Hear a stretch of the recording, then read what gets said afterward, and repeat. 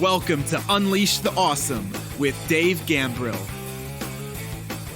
All of us have unique skills, talents, and abilities that aren't being used to their full potential. Our mission is to share the people, tools, apps, and other resources that will help you unleash your awesome on the world.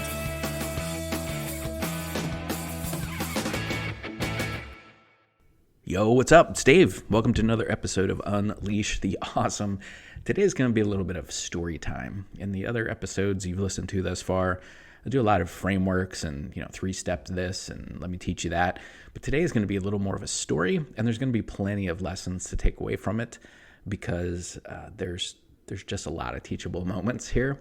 But today I want to share with you the story of Seth Godin and the magic chocolate. If you're not aware of who Seth Godin is, he is a legend in the marketing space. He's been doing stuff online since pretty much the internet was invented.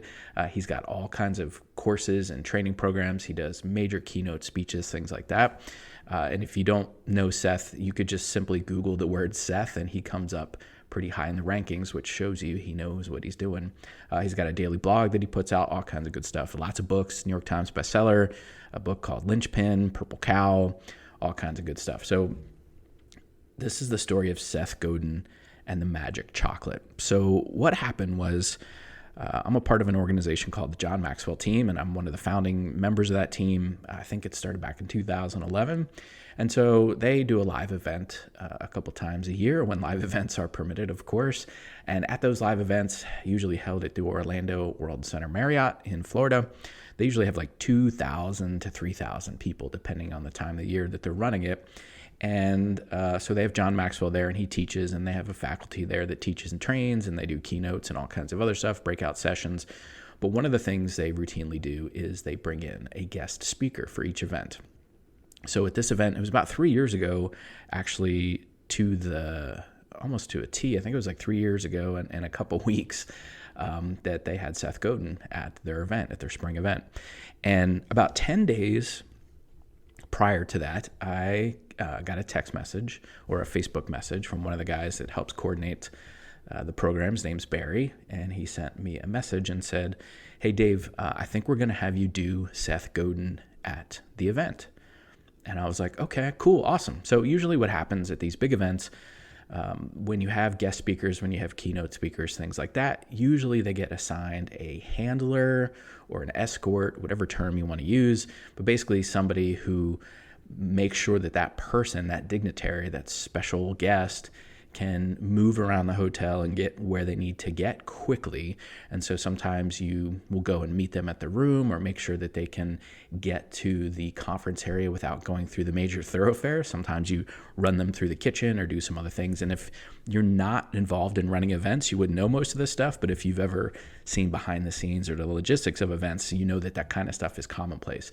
A lot of times they try to move the crowd in one direction and then they bring in the guests and other people, dignitaries, in through a side door or whatever. So I thought that was the role that Barry had suggested that I was going to do, because a lot of times we return to these events to go back and just re-audit the information, make sure we get it. And again, they bring in these guest speakers, and so there's some value in going back and listening to them. And so I sent a message back to Barry, and I said, oh, cool, that'd be awesome. So just to be clear, right? You're going to have me work as his handler or escort or whatever. And so, sent that message to Barry. Seems like 20, 30 minutes probably went by, and he pinged back and he said, no, we're going to have you do him at the mentorship session. So there's a breakout session of people that return to these events. I told you there's like 2,500, 3,000 people who go. There's usually about 500 or so that are returning people, alumni, and they go into these breakout sessions and they get even more learning from the guest speaker and from other people, and they get some access to other resources and things like that. So, okay, Barry says, I'm going to handle the mentorship part. So what I thought he meant by that was I'm just going to introduce him in that session. It's not unusual to have people that are part of the program get to introduce these people either on the big stage or in this breakout stage, whatever. And so I said, so I assume that's what he meant. And so I wrote back and said, okay, cool. And I asked some clarifying questions like, does Seth have a bio or a sizzle reel, which is just like a video that they would run as part of an intro, anything like that. And knowing about Seth and reading some of his books and following him a little bit, I knew that he was pretty particular about stuff. So I wanted to make sure I got that right. So I said, does he have any of that stuff? So I sent that message off to Barry in the little Facebook message there. And then, probably 20 minutes later, he goes, no, what I mean is we're going to have you interview him for 2 hours in the breakout session. And I was like, what? 2 hours? Okay, so I have to try to stay in Seth Godin's head, brilliant marketing guy, for 2 hours. That's a lot different than just being his escort and getting him where he needs to be, or doing a 2-minute intro, bringing him to stage. Like, that is much more involved. So Barry and I had this back and forth exchange. And I'm like, what are you talking about? And just we cleared it up. So what it came down to is, they were asking or inviting me to interview Seth for 2 hours on stage in front of about 500 people. So again, I told you this is about 10 days out from the event. So I said, okay, because you don't say no to that. So I said, okay, thank you so much for the opportunity. I appreciate it. I'll prepare accordingly, and I'll see you in a couple days. And so I had all this other stuff I needed to do to make sure I got ready for the event. And, usually we, sometimes we wear business attire. So I was making sure I had to get my suit cleaned and everything else. And I was not anticipating having stage time. So that changed things up a little bit. I'm like, whoa, okay, I need to change up what I'm going to wear and all these other things. But then it dawned on me, I'm like, 2 hours with Seth Godin. How in the world am I going to stay in that man's head for 2 hours? And with the idea of adding a tremendous amount of value to the people that are going to be there. And to be honest, I'm probably one of the more, I don't know if advanced is the right word, but one of the people who understands marketing at a higher level than most of the people that would be there. And that's one of the reasons why they had invited me to do this. But I wanted to make sure that if I was going to interview him, the questions that I asked, we could unpack his genius and his knowledge in such a way that it would be usable for this audience. And so I was like, wow, how am I going to prepare for this? So your first lesson here is make sure you ask really good clarifying questions and know exactly what it is, the role that you're going to be doing. Because if I didn't ask these things, I would have been in a world of hurt when I got there. And they're like, yeah, okay, it's time to interview Seth. So there's your first takeaway. So now that I knew that, I was like, holy cow. It's about 10 days prior to the event. I've not read some of Seth's stuff in a while. I read his blog periodically. Like I said, he does a daily blog, so I'll see it here and there. But I've not done a deep dive on his stuff in a while. So immediately I thought, what is my best course of action to make sure that I'm prepared for this thing? So, and mind you, I wasn't really concerned about me and whether or not I made a fool of myself. I honestly was more concerned about how can we get the most value out of this man's time that he's giving us, which is rare. Seth, number one, doesn't like to travel a lot to do keynotes.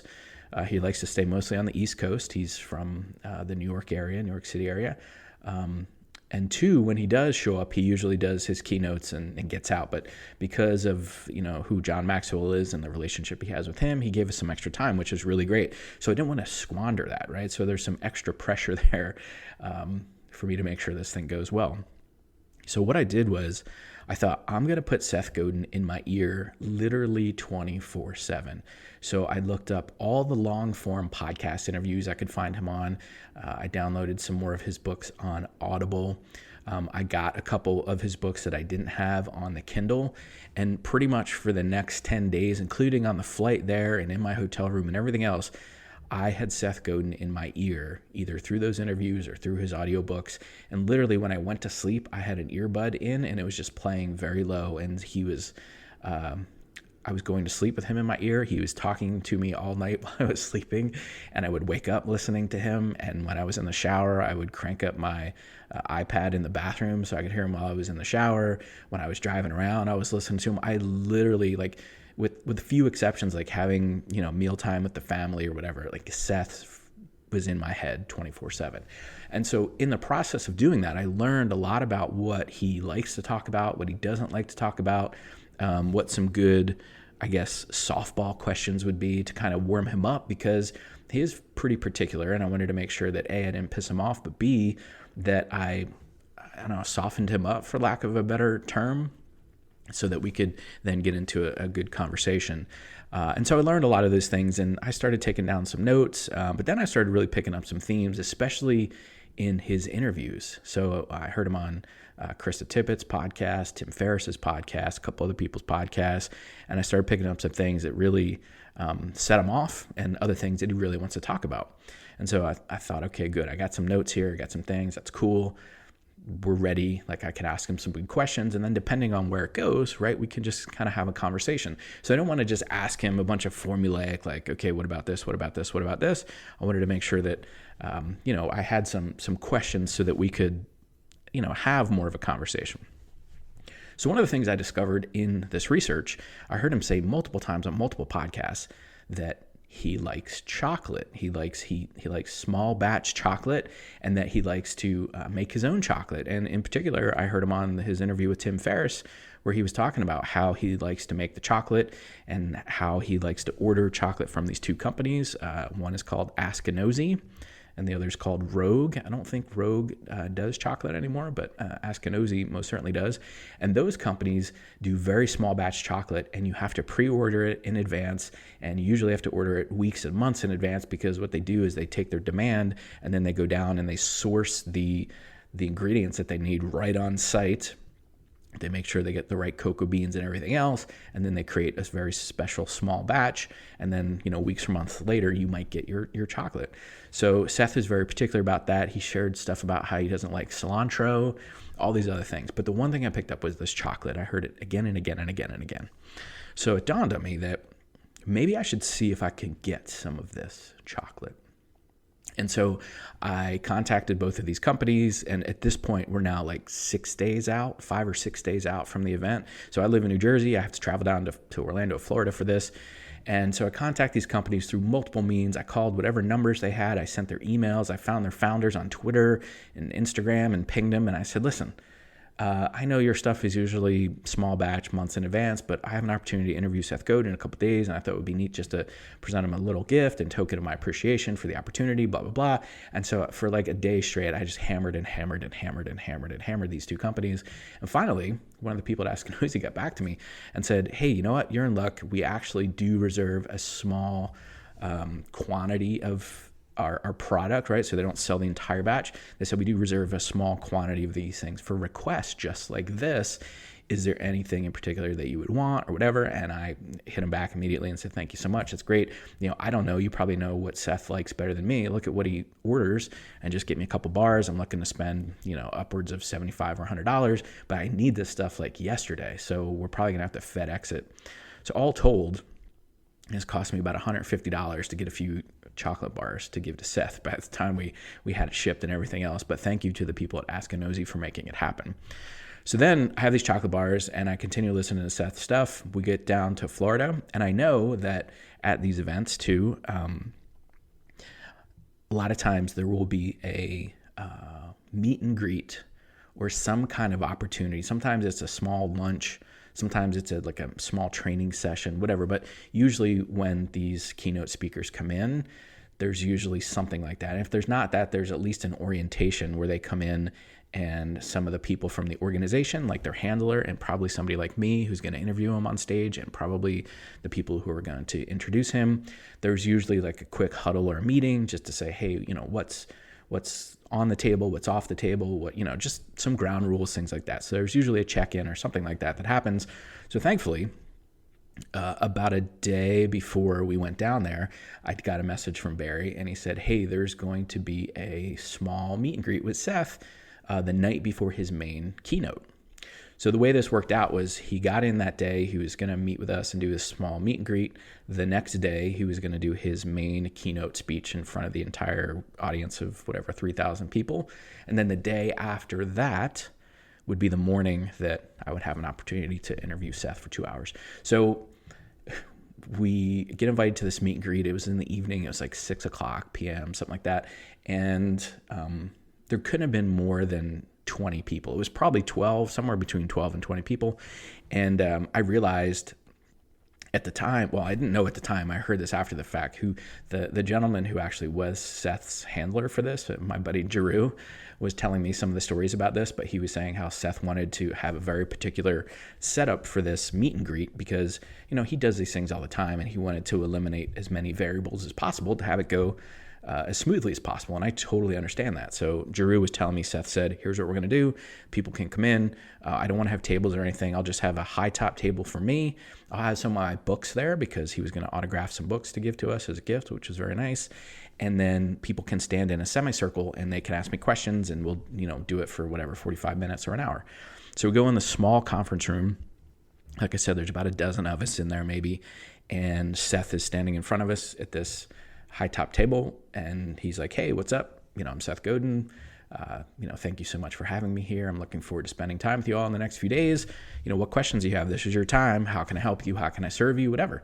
So we go around and I don't know, for like 20, 30 minutes, maybe ask him questions. And thankfully people prepared and they asked him some really good questions and we had a good conversation. It was a good, intimate thing. And then he said, okay, so now if you guys just get in a single file line here, I'll personally autograph a book for you. And then we'll be on our way. I said, okay, great. So I got in line. I was probably like, I don't know, 7th, 8th person in line. And he would, people would go up there and say, hey, what's your name? And one of my buddies, Paul, was there. He said, Paul, okay. And he autographed the book personally. Here you go, Paul. And go on his way.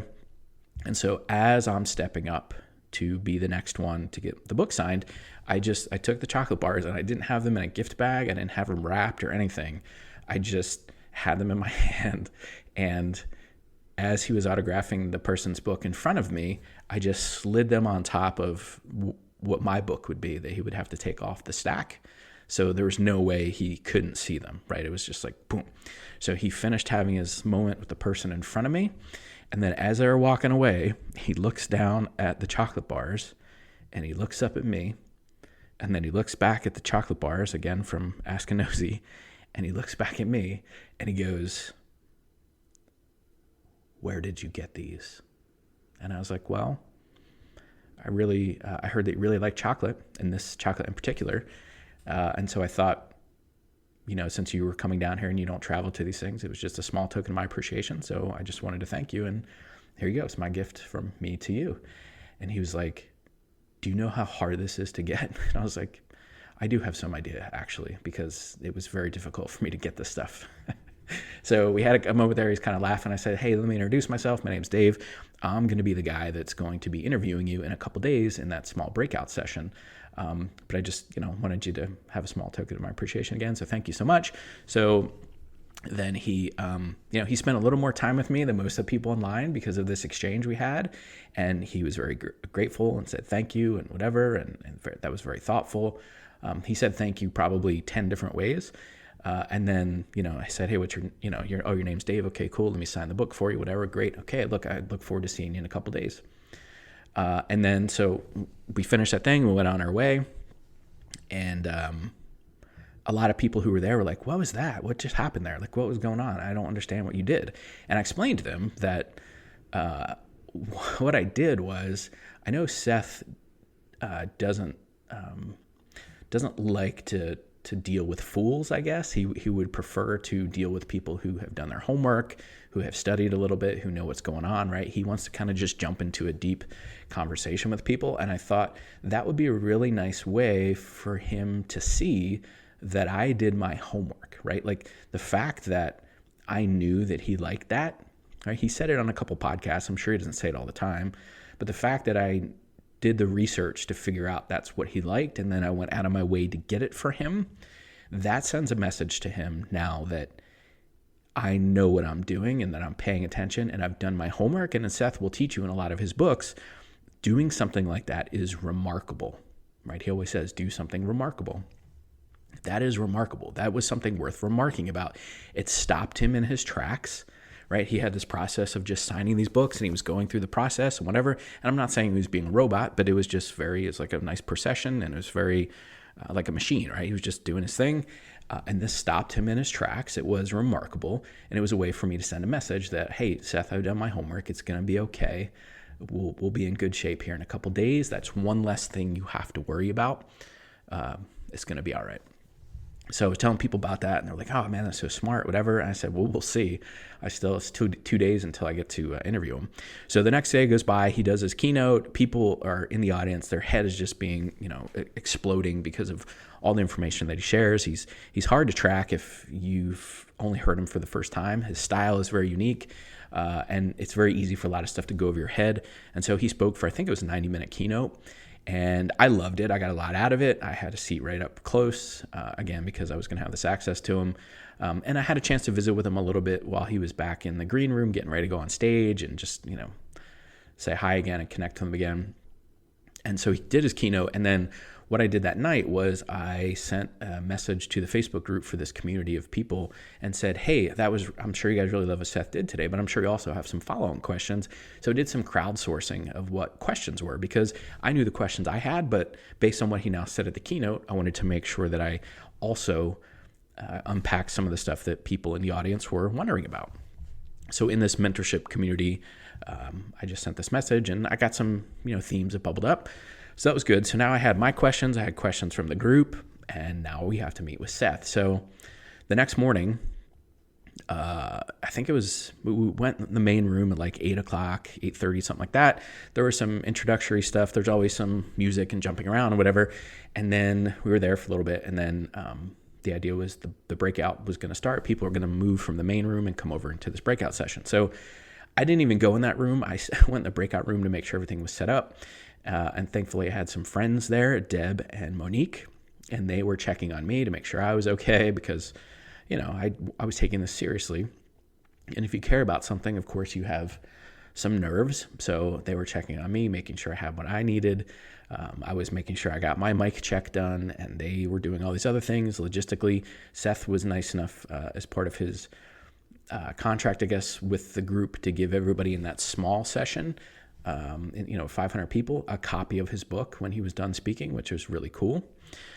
So then we're getting all set up. The group starts filing in, and then Seth comes in. Drew brings Seth in for this breakout session. I'm like, oh boy, here we go. 2 hours with me and Seth. So we're off to the side, Seth and I chatting about some stuff. And he said, hey, I had some of that chocolate this morning with my breakfast or something like that. And I was like, was it good? He's like, yeah, it was a really good choice. I appreciate it. So again, he was very appreciative and whatever. And then he, being the consummate professional that he is, he said, hey, remind me of like who this breakout group of people is, what's different about this group than the main group. And we had a conversation, and I told him, I said, listen, I crowdsourced some questions last night, and I have some questions of my own, and I know we have 2 hours together, and I know we got to get you out of here on time. We're going to take some pictures at the end as well. But really, we're going to, you and I mostly have a conversation, because we don't want the microphone going out in the audience and people asking 20-minute questions and things like that. He's like, don't worry, I can handle those, but I'll do whatever you want. So it turns out that I was going to interview him for about 90 minutes, and then we're going to put the microphones into the audience. So as we're getting set up for this, I decided I need to have very specific microphone runners. These are people that will go into the audience with the microphones and give them to the people that are raising their hands. So my friends Mark and D were available, which was nice. And I said, listen, I don't really care who you give these microphones to, but you know who not to give them to, because, right, there's very specific people in a tribe that can be very long-winded when they ask their questions and whatever else. And so I said, listen, you know who to avoid. I'm going to trust your judgment here, but I chose you specifically because I think you'll make good choices about who gets this microphone in their hands. So thank you for doing this. I appreciate it, whatever. So that was one less thing for me to worry about, because I knew that I would have them kind of working on my behalf. So we get up there.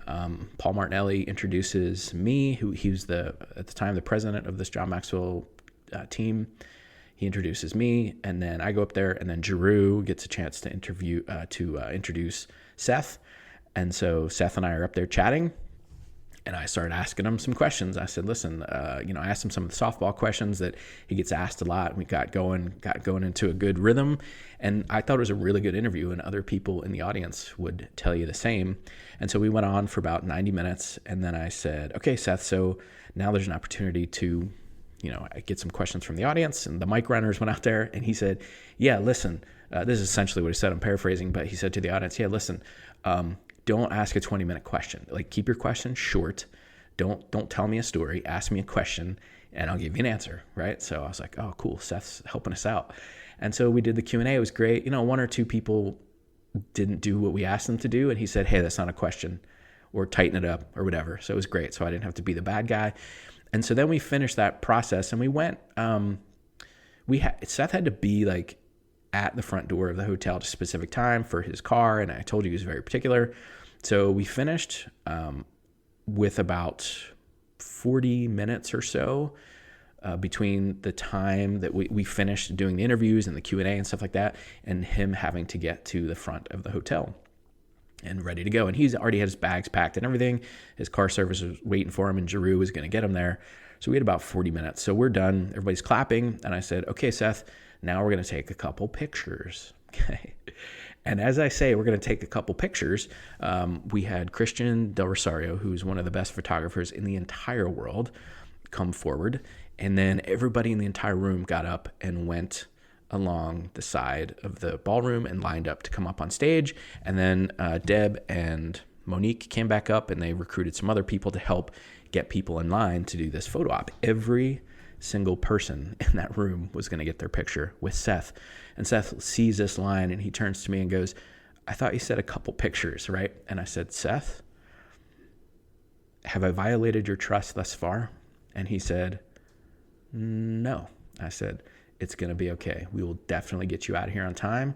This is not our first rodeo. We will get through this. And he was kind of like, okay. And you could tell in his mannerism and his tone of voice, he did not believe me. But because this organization, again, we're not new to this, and we've done photo ops with all kinds of people like John Maxwell and Nick Vujicic and all kinds of other folks, Les Brown. We know the deal. There's no talking. You just step in, you get your picture taken.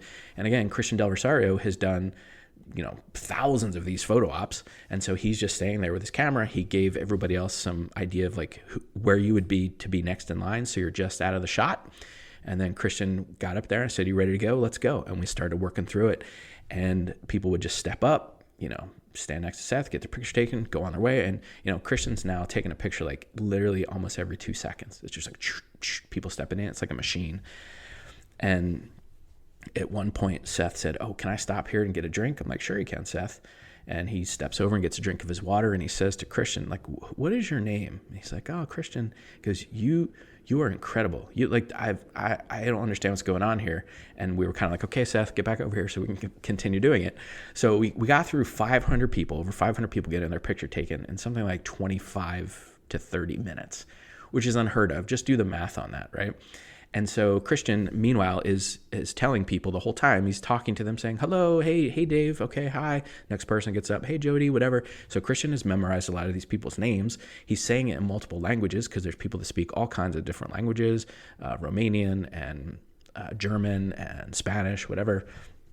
So Christian's saying hi to all of them, taking all their pictures, doing all this thing. People are taking their lanyards off because we're at an event. So they take their lanyard off before they get up to the stage area. And then somebody's handing it back to them. And then they're getting a book. And so it's just a well-oiled machine. We've done this millions of times, right? So Seth starts lightening up because he realizes we're going to get through this, and he's never seen anything like this. And he starts kind of joking around with people and giggling and having a good time. And we get through it. And at the end, again, he says to Christian, like, who are you? Like that, I've done a lot of these things. I've never seen anything like that. Like he was flabbergasted. Most of the time I saw him for those 3 or 4 days, like he was very stoic and he was, Seth as you would imagine him, but he was kind of like, what in the world did I just witness? And Christian said, oh, thank you, whatever. And then Seth was like, hey, why don't we do some pictures with all of us? So he was getting the group of people that had been with him the last couple days, and Deb and Mark and Dee and Monique and Giroux and me and whatever. And then he's like, oh, Christian, why don't you get up here? Somebody else take the picture. And I think Monique probably took the picture. I can't remember. But like Seth was now having a good time and just, hey, this is really cool. So it was all done. He said, thank you. And that was great. And we exchanged some nice words with each other, whatever. And then we ran into another problem, was that now what are we going to do with him? Because now we actually finished early, and it was like 10 or 15 minutes before Giroux had to take him up to the front of the hotel. So now we run into a problem of like, now what do we do with him? Like we're on such a great schedule. Now we finished early. Now what?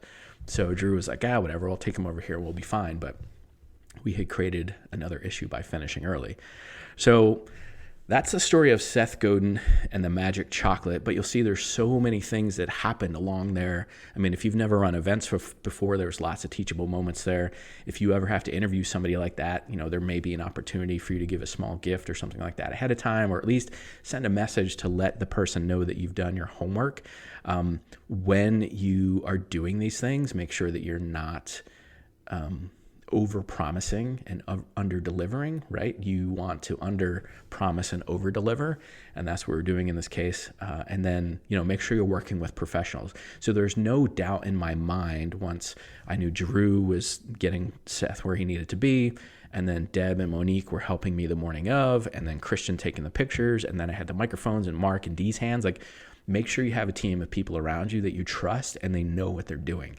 And so Dee and Mark were both in with the meet and greet that we did a couple nights before, so they saw the interaction that went down there, right? So like I was selecting people that I knew and I trusted and that they could help out and make this thing happen, and all of that stuff. And so it went off pretty much without a hitch. There's nothing that I could see that went down that went wrong. Maybe there was some other stuff that other people covered for, but it was a really great interview. One of the coolest experiences I ever had. And actually after that, everybody was supposed to then break for lunch, I think, and then go back into the main room.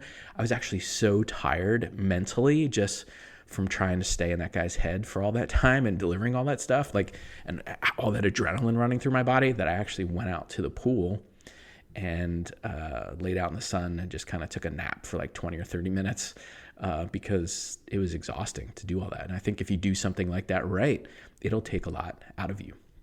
So hopefully you enjoyed that little story of Seth Godin and the magic chocolate. Again, that was just one way of me trying to help unleash the awesome of Seth and making sure that the audience got the most out of their experience. And I was also trying to make sure that I was unleashing my own awesome, right? To make sure that I was delivering for the audience as well. And so there's a lot of takeaways there, and I hope you enjoyed this different episode, but a little look behind the scenes of how I was able to chat with Seth Godin for 2 hours and deliver a pretty good interview to a tough audience, and then do a photo op and all that other stuff. So until next time, make sure you go unleash your awesome on the world. See ya. Thanks for listening to Unleash the Awesome. Please be sure to subscribe, rate, and review wherever you listen to your podcasts. And please share us on your favorite social media platforms using #UnleashAwesome.